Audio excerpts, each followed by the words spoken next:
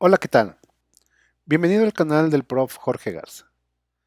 En este video analizaremos a la hipérbola, viéndolo como el resultado de obtener las raíces de un paraboloide hiperbólico. Nuevamente, para hacer este análisis vamos a usar GeoGebra.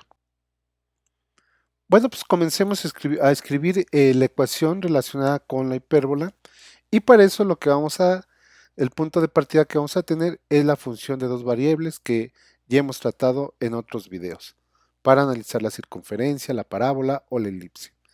Recuerden que como en los otros casos, el término que aparece donde aparece el producto XY, en este momento no lo voy a considerar.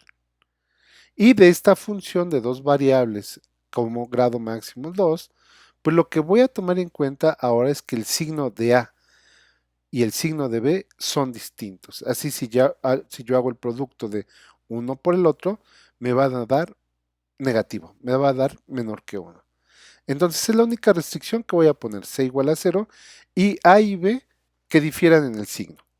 Esto, por ejemplo, puede incluso tener A y B en magnitud, pueden ser iguales, pero su signo tienen que ser diferentes. Veamos un ejemplo. Este es un primer ejemplo que voy a utilizar. Dense cuenta que en este caso x cuadrada y y cuadrada tienen diferentes signos. Esto es lo que voy a graficar con GeoGebra. Veamos qué tenemos como resultados en GeoGebra. Recuerden que en GeoGebra el eje rojo representa el eje X, el eje verde el eje y el eje de color azul el eje Z.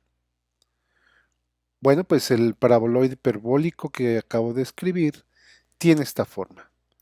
En muchas ocasiones se refiere a esta función como una silla de montar, no una silla de oficina o de la mesa que tenemos en el comedor.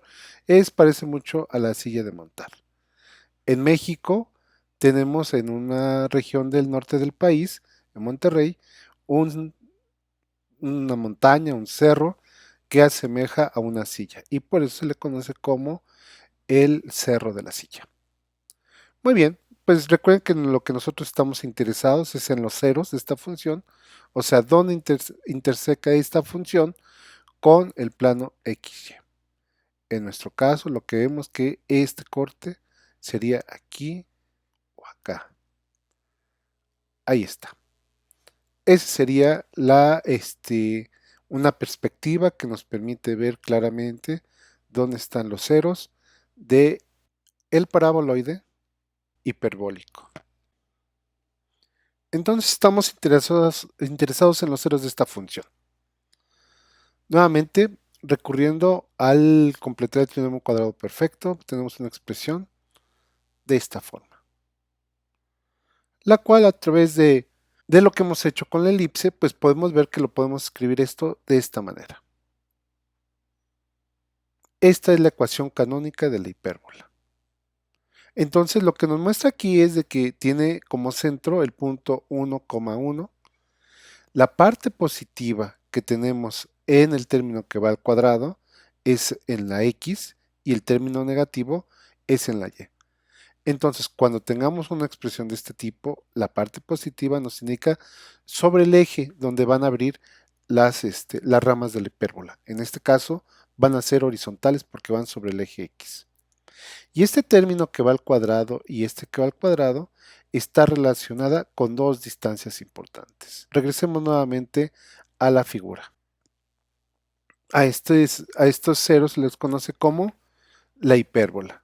Entonces la hipérbola, a diferencia de la elipse, de la parábola o de la circunferencia, consta de dos ramas. En este caso va una rama, abre hacia los valores negativos de x y esta otra rama abre hacia los valores positivos de x. Muy bien, pues tratemos de hacer un análisis de esta figura, de esta curva. Y bueno, para eso lo primero que voy a reconocer es que tiene dos ejes de simetría. Un eje de simetría estaría aquí. ¿Están ustedes de acuerdo que si yo hago un doblez de esta figura alrededor de ese eje, de esa línea negra, pues me generaría un eje de simetría? Otro eje de simetría que tendría sería este. Bueno, donde se da la intersección de esos dos ejes de simetría, pues se tiene el punto que se le conoce como el centro.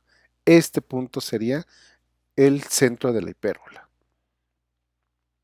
Otros dos puntos que son importantes en el estudio de la hipérbola son los vértices. El vértice está definido como la intersección de la hipérbola con el eje de simetría hacia donde abren las ramas. En este caso es horizontal. Entonces tengo un vértice y otro vértice. Dense cuenta aquí gráficamente que la distancia que yo tengo de el centro al vértice, a cualquiera de ellos dos, tiene una unidad. Es precisamente este valor el que se encuentra dividiendo a la x cuadrada. Bueno, recuerden que también en la y al cuadrado estaba dividido entre 1. Esa distancia que tenemos entre el centro y sería en dirección, ya sea hacia arriba o hacia abajo, del eje conjugado, que es el otro eje de simetría. Del punto A al punto D tendríamos esa distancia que está relacionada con el valor que está dividiendo a la y cuadrada. Tengo otro punto aquí, otro aquí y otro aquí. Muy bien, bueno, pues fíjense que la distancia que yo tengo del punto C a los puntos que acabo de dibujar, por ejemplo, de C a esta esquina o a esta esquina, pues resulta que son puntos que caen sobre una circunferencia. Y bueno, la intersección que yo tenga de la circunferencia con el eje de simetría que escribimos en un principio, donde donde abre la hipérbola, esos puntos de intersección sería este punto, el punto I. Estos puntos precisamente me representan los focos. Entonces, caen sobre este eje que le vamos a llamar entonces el eje focal y el otro es el eje conjugado. Recuerden entonces que la distancia que yo tengo del centro al foco es precisamente la distancia que tengo del centro a uno de los puntos que dibujé aquí. Recuerden que de aquí a acá tengo la distancia que está dividiendo x cuadrada, de aquí a acá es la que está en y cuadrada, y entonces tengo un triángulo rectángulo y a través del teorema de Pitágoras yo puedo encontrar esa distancia. Bueno, pues entonces con los focos, vértices y centro, pues nosotros podemos hacer el dibujo de nuestra hipérbola. Esta es la hipérbola en la cual estamos nosotros interesados. Y en 3 dimensiones se vería así. Lo voy a poner en otra perspectiva. Si nosotros no queremos ver la figura en 3 dimensiones, nos quedaría así. Esta sería nuestra hipérbola. Ahora la pregunta que surge es, ¿qué sucede si cambiamos el signo de los coeficientes de las variables que van al cuadrado? En este caso, x cuadrada y y cuadrada. Bueno, pues la función que tendría esta forma, muy similar a la anterior. Y los ceros de esa cantidad, pues estarían dados por esta ecuación. Nuevamente, si hacemos uso de el completar el trinomio cuadrado perfecto, pues lo que tendríamos sería algo así o así. Bueno, pues a diferencia del caso anterior, ahora el signo positivo de la ecuación está con la y, que está al cuadrado, y el signo negativo con la x. La distancia que tenemos de este término que nos dice la distancia del centro al vértice va a ser idéntico que el caso anterior y también para la x. Veamos cuál es su efecto de esto con GeoGebra.